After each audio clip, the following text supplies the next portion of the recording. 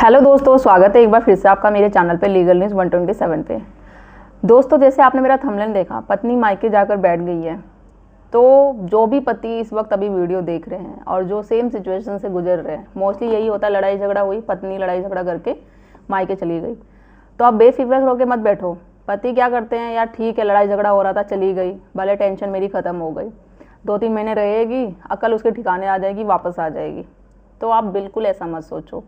अगर वो लड़ाई झगड़ा करके गई है और ससुराल में रह के आपके साथ भी डेली लड़ाई झगड़ा आपके साथ, आपके पेरेंट्स के साथ करती थी, तो आप कैसे आराम से बैठ सकते हो।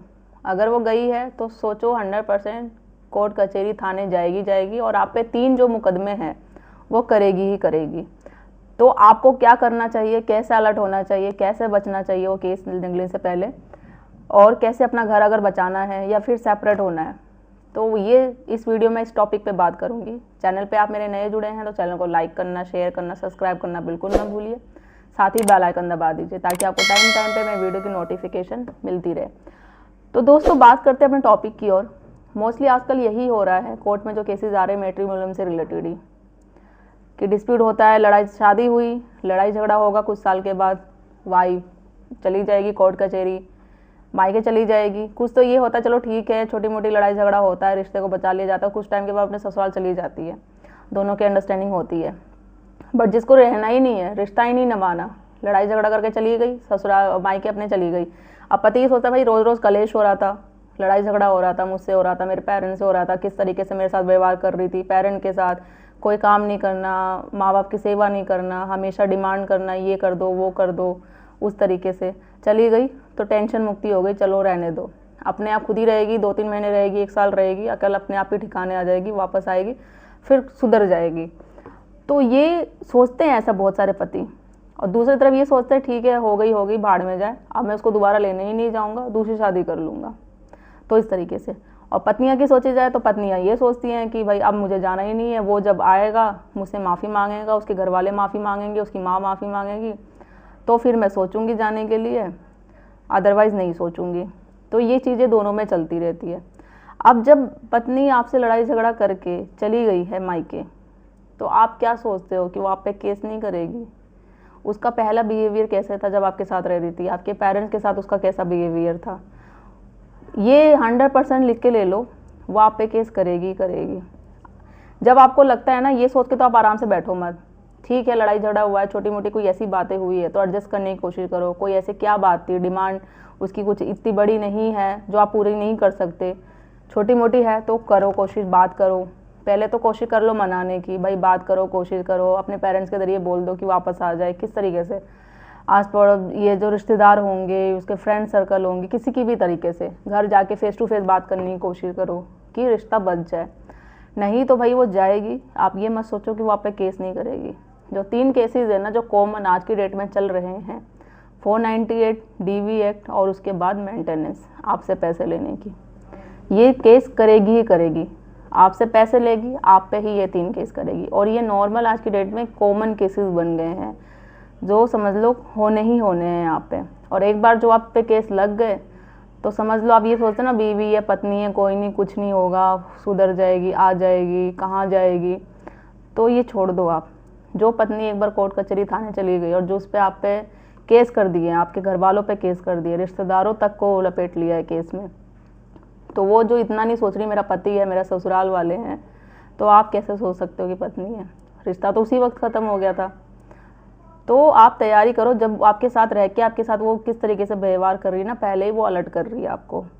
आपके साथ पेरेंट के साथ व्यवहार करना, खाना नहीं देना, मेडिसिन नहीं देना, उसका वे ऑफ टॉकिंग किस तरीके से बात करती है, तो वो सारी चीज़ें आप एविडेंस बनाओ पहले से ही, क्योंकि आपको पहले ही अलर्ट कर रही है कि मैं जिस दिन जाऊँगी उस दिन वापस यहाँ जाने के बाद केस तो करूँगी। तो आप एविडेंस रखो अपनी तरफ से, क्योंकि आज की डेट में हमेशा बोलती हूँ, बहुत सारी महिलाएं जो झूठे केसेस कर रही हैं अपनी डिमांड पूरी करवाने के लिए, या फिर उनका रिश्ता है और किसी के साथ, या फिर पैसे को लेके कि भाई मुझे ससुराल वालों की बात नहीं माने, क्योंकि उनके मायके वालों के पास है बहुत पैसा।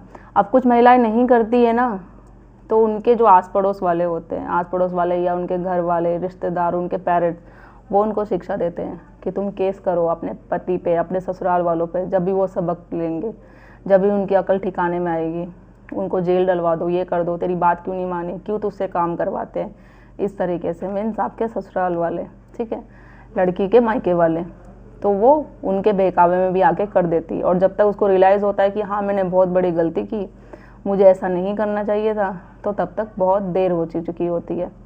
तो ऐसा बिल्कुल मत करिए। पहले आप देखो, समझ सकते हो, रिश्ता बचा सकते हो तो बचाओ, नहीं तो एविडेंस पहले से ही बनाने इकट्ठे कर दो। नहीं भी हुआ है तो अभी भी टाइम नहीं गया हुआ है, आपसे बात होती है, रिकॉर्डिंग होती है, कॉल रिकॉर्डिंग आप करो, किसी भी न किसी तरीके से बात उगलवाने की कोशिश करो आप।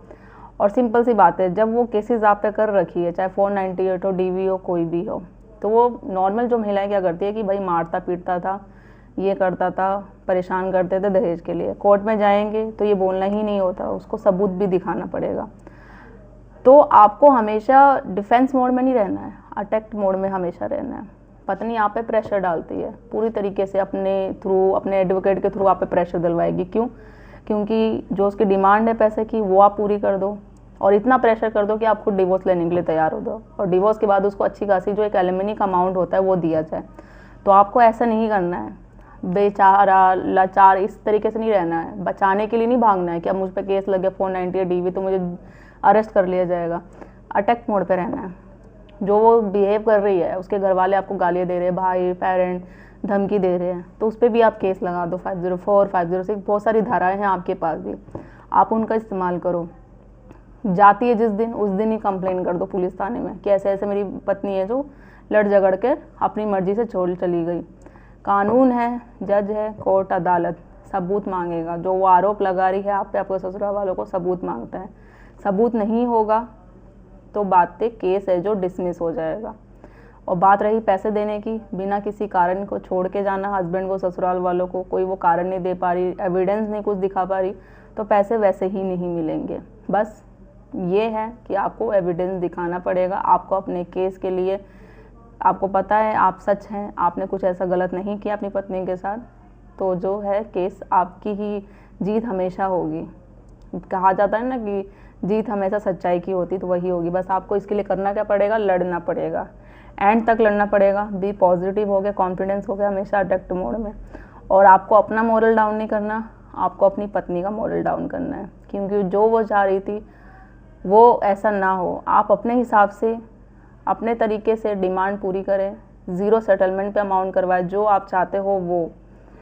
और उसके बाद जो होता है, जो केस देखो बहुत सारे हैं, मानहानि का भी जैसे आप केस कर सकते हो, क्योंकि वो जो साबित हो जाता है कि उसने झूठे केसेस करी है, आपको फंसाई है, आपके रिश्तेदारों को फंसाया है, तो रिश्तेदारों की तरफ से भी केस लगवा दो।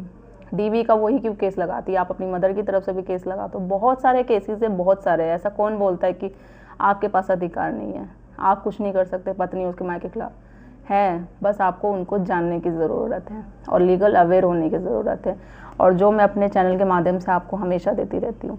तो आशा करती हूँ आपको मेरी वीडियो अच्छी लगती होगी और कुछ ना कुछ आपको हेल्पफुल लगती होगी। तो ये सिर्फ मैं वीडियो है जो सुनने के लिए नहीं बनाती हूँ आपको कि आप सुनो साइड में हो जाओ, इस पर कुछ आप इम्प्लीमेंट भी करो। देखो, अपने जो लीगल एक्सपर्ट है, आपके जो एडवोकेट है, उनसे डिस्कस करो कि ये चीज़ें हैं, मुझे ऐसे ऐसे करना है, हो सकता है क्या। तो प्लीज़ आप अप्लाई करो अपने केस में और देखो आपको सफलता मिलती है या नहीं मिलती है। तो मेरी वीडियो को ज़्यादा से ज़्यादा लोग तक शेयर करिए, चैनल को सब्सक्राइब करना बिल्कुल ना भूलिए। जल्दी मिलती हूँ मैं एक ऐसी इन्फॉर्मेटिव वीडियो के साथ, तब तक के लिए थैंक यू।